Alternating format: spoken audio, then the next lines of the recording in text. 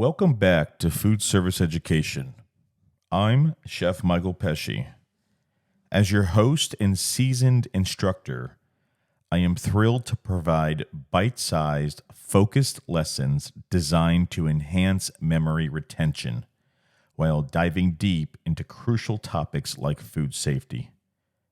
This platform is ideal for restaurants looking to train their teams on specific, essential knowledge. For fellow instructors, the content here is designed to help your students better retain crucial information for certifications with ServSafe and/or National Registry as it relates to food safety, using proven teaching strategies I've honed over the past decade.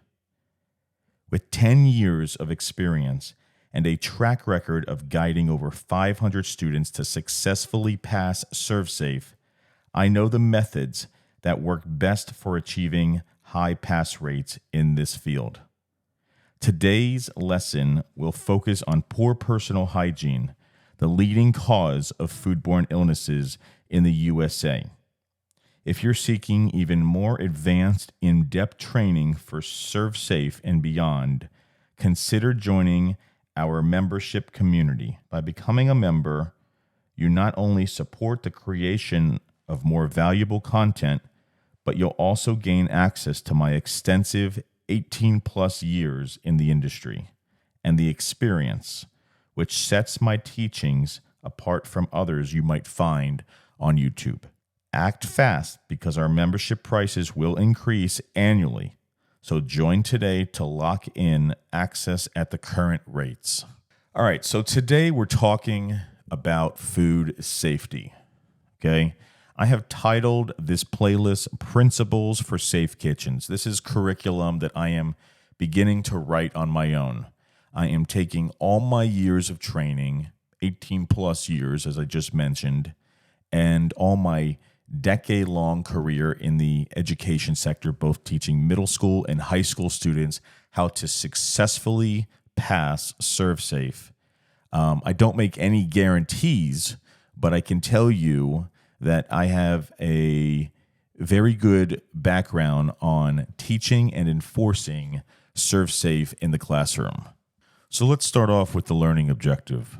By the end of this lesson, students will be able to identify and demonstrate proper personal hygiene practices required in food handling environments, understand the risks associated with poor personal hygiene, and apply these practices to prevent foodborne illnesses in both the classroom and kitchen lab settings. All right, so let's talk about poor personal hygiene practices. If you're a food handler, which is anyone that handles food, okay? So if you're studying ServSafe and you see the word food handler come across the textbook, just know that that relates to anyone in the kitchen. It could be an instructor, it could be a manager, it could be a supervisor, it could be an employee. Anyone that touches or handles food is considered a food handler, okay? Anyone touching food can cause a foodborne illness. It's just plain and simple, okay? If you do any of the following, you really increase the risk of getting someone sick.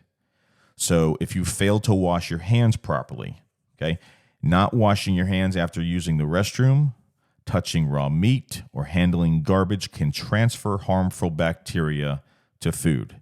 That's why one of the most important things as an instructor is to enforce hand washing. I knew when I taught in the classroom on lab days, I would have my students line up by the hand washing sinks. We had between 1 and 2 sinks, depending on what campus I was on, and I would literally monitor them washing their hands. Okay, you have to enforce hand washing in the classroom setting as equally as you need to enforce it in the kitchen. If you work while you're sick, okay, handling food while experiencing symptoms of any form of an illness, such as vomiting, diarrhea, or fever, it increases the risk of you contaminating, okay? We don't want to get people sick. So if you're sick, I have always encouraged people to go home, or I'll put them out in the lobby to do other tasks if they're at work. or I just won't let them cook on a lab day. As an instructor, we have to lead by example. So one of my main things was whatever I would do out in the industry, I was enforcing in the classroom. And then cross-contamination, right? The transfer of bacteria. So using the same cutting board or utensils for raw meat and ready-to-eat foods without proper cleaning can spread harmful bacteria like Salmonella or E. coli. Practicing poor personal hygiene, okay? Failing to keep your fingernails clean, okay? That means neatly trimmed. And what I would do is I would buy a nail brush and keep it or chain it to the hand washing station so that, A, people wouldn't steal it, but B, it was always there to encourage my employees and my students to wash and scrub underneath their fingernails, because that's where bacteria is harbored the most. So we got to make sure that we're keeping our fingernails cleaned. If you're wearing unclean clothing, you need to make sure that you come to work or come to the classroom on lab days wearing clean uniforms or clothes, okay? Not covering your cuts or wounds while preparing food can also increase the risk of pathogens getting into food. And we're going to cover this more in depth as we get into today's PowerPoint. Touching food with bare hands, okay? Handling ready-to-eat food. Now, I want to make sure I'm reinforcing the term ready to eat. Ready to eat means it doesn't need any further cooking. It can be vegetables that are in your refrigerator that you're using as a salad, or it can be food that you've just got done cooking. If it's ready to be consumed by state law in the state of Florida, whether you're in the classroom teaching this information or you're in the workplace environment, you are required to wear single-use gloves. And as according to ServSafe, when handling any form of ready-to-eat food, the answer is always going to be use single-use gloves. All right, let's talk about statistics. You're going to see a bunch of statistics pop up in today's PowerPoint because I want to make sure we enforce the main premise behind hygiene practices in our country, okay? In the United States of America, poor personal hygiene is the leading cause for why people get sick, why food gets contaminated, why foodborne illnesses occur, etc. So around 48 million Americans get sick every single year from a foodborne illness. It's crazy. Now, you might say to yourself, well, it'll never happen to me. And then it does happen to you, and you're like, crap, I'm part of that statistic now. So that's why we need to make sure that we're enforcing hygiene practices in any form of the operation, whether it's in the classroom or it's in an actual operation. Of the 48 million Americans that do contract a foodborne illness, there are so many that go untraced. Just think about the last time you went out to eat, okay? Usually the onset times are different and it varies from person to person. If you're part of the high-risk population, if you go back to Chapter 1 of my ServSafe teaching, you'll learn that high-risk population is going to be people of elderly age, okay? Your toddlers or your infants, or people with a compromised immune system, people that are sick or people that are dealing with cancer or HIV, AIDS, okay? All those people have a higher chance at getting sick within an operation. But how many of you have ever been out to eat just to leave the restaurant and feel sick afterwards? Well, you most likely contracted a small stomach bug. Could be norovirus. These things happen, and that's why food safety training courses like ours exist. And I plan to be as good as they are when it comes to teaching principles for safe kitchens. That's why I've titled this my own playlist, because this is just me taking years and years of seeing the good, the bad, and the ugly with food safety. And then of those 48 million people plus, about 3,000 people die every single year from a foodborne illness. Now, according to foodborne illness outbreaks, about 89% are caused because of poor personal hygiene. It is actually the leading cause for why people get sick in America. Think about that. That's crazy. You think about all the many different ways that you can contaminate food, and the main reason is because of poor personal hygiene. So that's why we need to make sure that we're enforcing better hygiene practices in the kitchen. All right, let's talk about hand washing and hygiene failures. So hand washing, it is the most critical step in preventing contamination.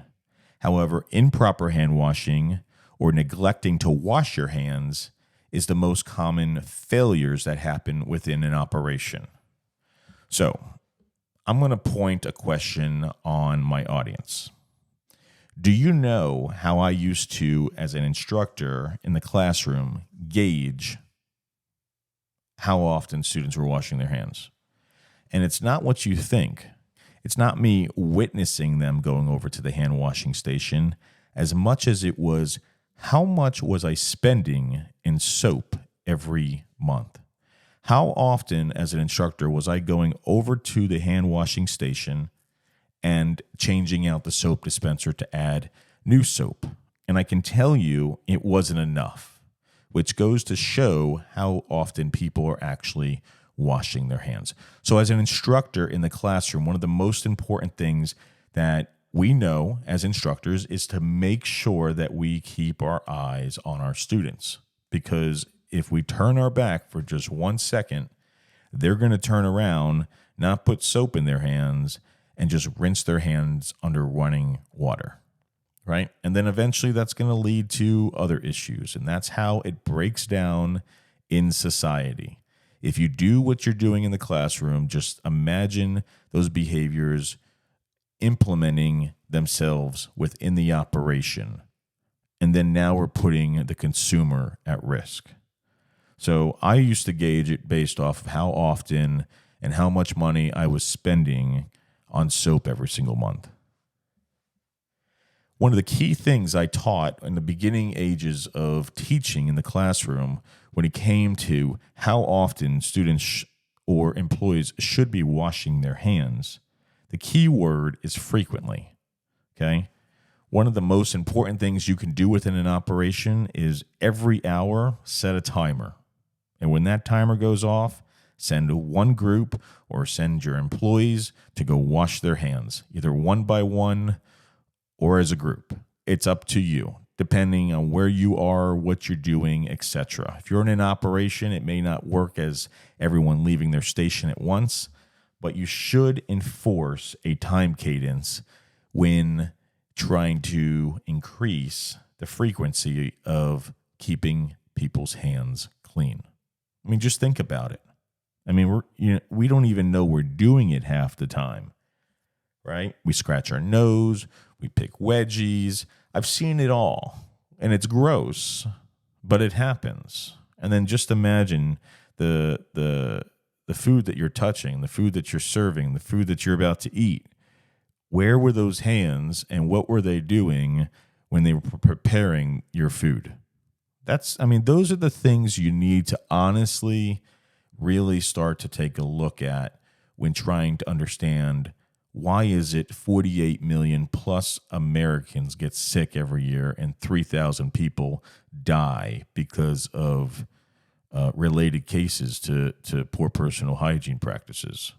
So, what I want to make sure I emphasize on this slide is pay attention to the logos, because these logos will pop up on ServSafe as you go through the study material, but you also want to make sure you understand who they are, because if they ever come within your operation and you see this, well, then you can be able to say, I know what the USDA is, and I know what the World Health Organization is. In fact, this organization came alive back during COVID. That's when it really came into light. Other than that, most people didn't know what WHO was until they came out and announced the whole COVID outbreak. So a study was done by the USDA which revealed about 97% of people do not wash their hands correctly when preparing food. I agree with that 110%. And as instructors, we need to make sure that we are enforcing hand washing, not just frequently, but correct hand washing. The World Health Organization states that proper hand hygiene can reduce the risk of diarrheal diseases by 40%. Just think about that. Think about if you've gone out to eat and you've left the restaurant just to go home and have gurgling in your stomach, and then you find yourself sitting on the toilet. Well, these things, they happen, and you might laugh and you might giggle, but this is why people get sick. And so we need to make sure that we are enforcing proper hand washing. So common food-borne illnesses caused by poor personal hygiene. So you're going to see the abbreviation for foodborne illness as FBI, but they are directly linked. Okay, a foodborne illness is directly linked to poor hygiene practices. This includes improper washing and handling of food. That's why as managers or teachers and instructors, we need to make sure we are enforcing the key word of frequency when it comes to hand washing. Okay? And then we need to also make sure we're demonstrating how to properly wash your hands. When people leave your operation, so this was a big one for us. When I was a teacher in the classroom, if you left my operation, you were required to wash your hands immediately after you came back from the restroom. Because I don't know if you did it correctly behind my back, so I wanted to make sure you did it correctly in front of me as you returned. But it also enforced the key word frequent, okay? Most of you guys don't understand that when you leave an operation, even at work, as soon as you touch the handle or you put your hand on something or you touch your face after or before you washed your hands, these are the instances where we pick up bacteria and we don't even realize we're doing it, because if you recall from previous teachings, we can't see, smell, or taste bacteria. So half the time we don't even know what's sitting on the surface of our hands or the surfaces or the objects we touch, okay? So that's why it's important that when you leave an operation, you always come back and you go right to that hand sink and you wash your hands. The role of gloves in hygiene. So you've heard me talk about this. I'm going to point out this circle right here, okay? Single-use gloves is for a single-use task. That's the best way I can describe it. And according to the Journal of Food Protection, it found that food workers were 26% more likely to cross-contaminate food when wearing gloves due to false sense of security and improper glove changing practices. What that means is if we don't change our gloves in between tasks, okay, we run the risk of cross-contamination. You might say, that's kind of common sense. Well, if you've heard the word common sense pop up in my PowerPoints, you'd know that common sense in America is just not common anymore. People do stupid every single day. And that's why it's just important that we're making sure as managers we're walking around our operations, again, whether you're in the classroom or you're in an operational setting, and we're making sure that single-use gloves are being used for just that, a single-use task. Now, what I like to do is, among my employees or my classroom students, depending on where I was within the last 18 years of working in food service, when you changed out your gloves, I required you to wash your hands. And that's how I enforced frequency once again. Now, cuts and burns. And if you take a look at the image here, you're going to see what is called a finger cut, okay? It is a little impermeable bandage that goes over a cut. And what you're supposed to do is wash your hands, obviously, okay, after you put the finger cut onto the finger that has a cut or a burn, okay? And then you put a glove or single-use glove on top of that as well. So you have double the protection. Again, 22% of foodborne illnesses in operations today in America are linked to infected cuts and open wounds. Think about that next time you go out to a restaurant, right? The stuff you're learning in the classroom is not only going to help you in the future of your workplace environment, but it's also going to open up your light to a whole new horizon of things that could be happening behind your back and you don't even know they're happening. And then you're going out to eat with, mom or dad or your girlfriend or boyfriend. And next thing you know, you're sick. So we got to make sure that whether we're in an operation or we're in the classroom, we are enforcing the principles of food safety. Okay. And understanding that the leading cause of foodborne illnesses in America today is due to poor personal hygiene practices. Reporting illnesses. So once again, I want to go over statistics, okay, according to the Food Drug Administration. Now, I'm going to pause for a second because I know you see a lot of text on the screen, but I want to make sure I'm emphasizing the importance of understanding the abbreviations. The USDA, the FDA, the WHO organization. You need to know all of these because as they will appear on a ServSafe exam, they will most likely appear in the abbreviated form. So we know that United States Department of Agriculture is the USDA, WHO is the World Health Organization, FDA is the Food Drug Administration, okay? So according to the Food Drug Administration, it states that about 51% of food service workers continue to work while experiencing symptoms. I can't agree with that enough. Do you know how many times as an employee I would walk into an operation and there were people working in food service around food sick? And I think that's a failure within operations. I understand the importance of making sure you have enough employees to show up for work, but you're also increasing the risk of foodborne illness contamination, which in a second you're going to see the ramifications that happen if one does occur in your operation. You're supposed to report it to your manager when you walk into an operation, and they're supposed to either send you home, depending on your symptoms, or reassign you within the operation to a different task, not around food, of course. So, be mindful. I know, for instance, and I'm not hurting, and I'm going to emphasize this because I've had people write into me and say, why are you taking the pinch out of Chipotle, or why are you hitting on this organization? Well, because this is an educational platform.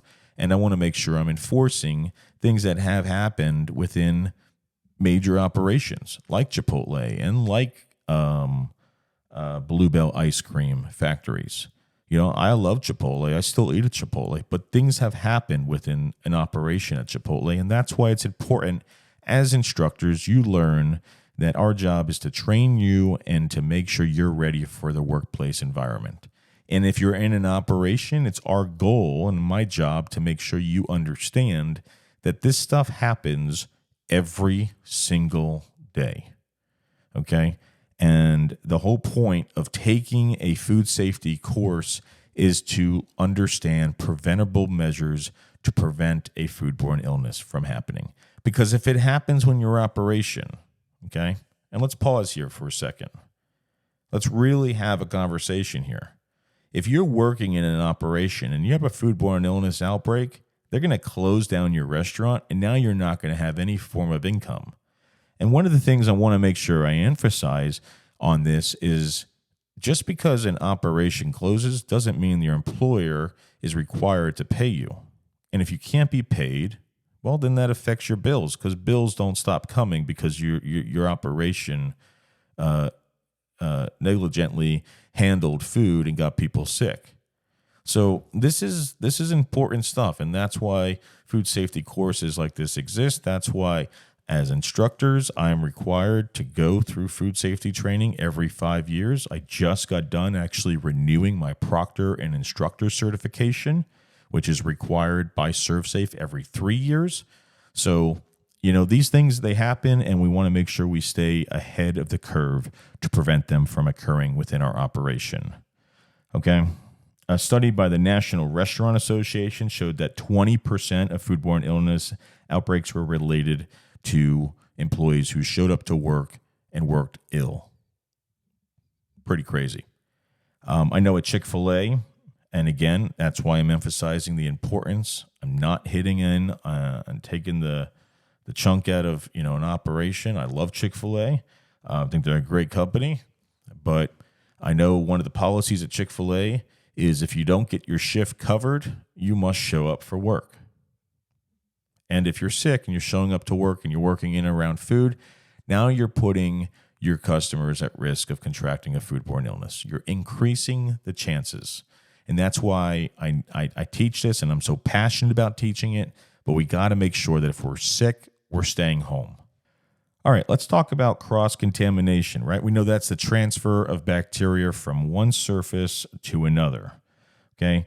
We need to make sure that we are properly washing, cleaning, drying, rinsing, sanitizing our surfaces, right? The proper method is to use a green bucket to wash our surfaces, then we rinse off our surfaces, and then we sanitize our surfaces. After they've been sanitized, we let that sanitizer sit until it dries. And if you take a look at the Perel surface cleaner, if you're an instructor or you're within an operation, I really encourage you to buy this because this is stuff that you spray onto your surface, no rinse required, and within 30 seconds, it kills any form of bacteria on those surfaces. Okay? Remember, you can't see, smell, or taste bacteria. So we want to make sure we are emphasizing the importance of food safety when it comes to poor hygiene practices. Take a look at the image here. I took a quick snippet of this to show you the importance of making sure that we show up in a clean uniform. When you work in major operations like food factories, etc., you are as clean as a surgeon is on the day that you work. Right? If you've ever seen how a surgeon goes into an operating room, he has nurse technicians there putting his gloves on. He's scrubbing his hands all the way up to his elbows, which, by the way, is ServSafe material. You're supposed to scrub all the way up to your forearms. Okay? But research has found that 67% of surfaces in kitchens that are cleaned on a regular basis still show traces of harmful bacteria due to workers not washing their hands. Even if you're in your operation and you're keeping the kitchen clean and keeping it immaculate, people can still walk into your operation and screw it all up because they didn't wash their hands properly. Okay? I've walked into multiple manufacturing factories before, and you are scrubbed from top to bottom. You have a hairnet that literally covers all pieces of your hair. It's not just hanging around your ears. It's, you are properly wearing a hairnet. You are properly wearing a uniform. A lot of places will make you wear boots, and then they'll make you step into a soapy solution, which is to remove bacteria off your boots. You're literally walking into a sterile unit, and that's how a lot of these food factories operate to keep food safe. Again, it's all about safety and sanitation practices done right within an operation to make sure nobody gets sick. Now, we have a few more slides to go through, but I do want to talk about the last slide, the most important slide, the cost of poor personal hygiene. Okay, foodborne illness outbreaks cost the United States of America and the food service industry an estimated $55.5 billion annually. And guess who pays for that? Operations.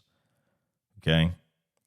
And it can all be traced back to hygiene practices. That's why the leading cause in America for why people get sick is due to poor personal hygiene. It is not related to any other issue. Now, other issues play into it, but the leading cause for why people get sick is because of human interaction and not properly following safety protocols when it comes to hygiene practices and standards. Restaurants that experience a foodborne illness outbreak can see an average decline of about 30% in total sales. When Chipotle had their massive outbreak, so just like I was saying about Chipotle Mexican Grill lost a significant amount of money after a series of foodborne illness outbreaks occurred within their restaurants between 2015 and 2016. Chipotle sales fell nearly 30% in the fourth quarter of 2015, and the company reported net losses of $26.4 million. The company's market value also dropped by over $10 billion. That's crazy. Chipotle lost a total in 2016. Chipotle lost a total of $620 million in sales, and its system-wide sales fell 14%. That's insane. And that's all because Chipotle failed to protect the public, or they failed to enforce food safety. I can tell you, I used to work at Chipotle, and when I came on board and saw how they handled food in their fast-paced environments, it was insane. I quit, just a few days into the job, just because I had all this training in food safety, sanitation practices, and it wasn't even being enforced in their operations to a point that it was just crazy how much contamination was occurring. That's why you got to be careful. It's great to be busy. It's great to be driving sales. But if we're driving sales and we're not focusing as managers to enforce these safety protocols, we're increasing the risks of closing our own restaurant down and getting people sick. Okay? And I don't know about you, but $10 billion in company value now dropped off of the value of a company. So if your company's worth $20 billion and it drops $10 billion, well, now it's only worth $10 billion. That's a big decline, and it can take years to recover from a dip like that. All right. So, instructors and managers, here are 5 things you can do today to enforce better hygiene practices within your operation. Okay. Number 1, create and enforce hygiene practices. That's it. Come up with a policy and enforce it. Regular hygiene inspections. Create a time cadence. Every hour, people are washing their hands. This Glow Germ, if you take a look at the image, we used to do this in the classroom. What you do is it's a lotion. Glow Germ is an ultraviolet solution to teaching hand washing policies. So what you do is you take the lotion, you squeeze it into students' hands or employees' hands. They rub it around. It's a lotion with a ultra high violet substance that's food safe of some sorts. It's like a plastic powder of some sorts mixed into the lotion. And what you do is when you rub it around your hands, you go over you let it dry, and then you go over to the hand washing station and you see how many people are washing their hands properly. After they've washed their hands and dried their hands, you take this blue light and you put it over their hands, and it'll either show up white or it'll show up not white. And that's how you know if you're effectively cleaning hands. It's a great little visual to teach in the classroom. It also gets kids interested, and they kind of get grossed out by it because they're like, "Oh, that's gross. I still have some on me." Well, yeah, that's the transfer of bacteria, and that's how it occurs. Just the smallest amount, the smallest speck getting onto a clean kitchen can contaminate food very quickly. It also shows how there's a failure in proper hand washing. We're not scrubbing properly. We're not washing our hands long enough, or we're not using hot water, things like that. So again, we want to make sure we're enforcing those things. This was a great activity that I used to do when I was a classroom instructor. We need to make sure that, number 4, we're implementing and monitoring and reporting system for illnesses. If students came into my classroom and they were sick, I never let them cook, just to make sure that they understand that if they were in my food service operation and they came to work sick, they would be reassigned elsewhere, away from food contact surfaces, and or sent home. And then number 5, it all comes down to accountability. And so you can use, not washing your hands as an accountability form for grades or evaluations. And then the most important one, instructors. Now, students, I'm going to be speaking to your instructors, and employees, I'm going to be speaking to your managers. You got to make sure you lead by example. It's great to implement all these things, but if you don't lead by example, no one's going to follow in your footsteps. Okay? So I just want to say thank you to all my supporters. These are all the people currently in the month of October of 2024 that have decided to support our platform, our channel here, through the use of memberships. On memberships, you get access to member-only content, and we have a ton of it. I give you the first hour free on all my playlists just to give you a little insight of how I teach and the type of material you'll see. But you really, really want to consider becoming a member today because member pricing will be changing.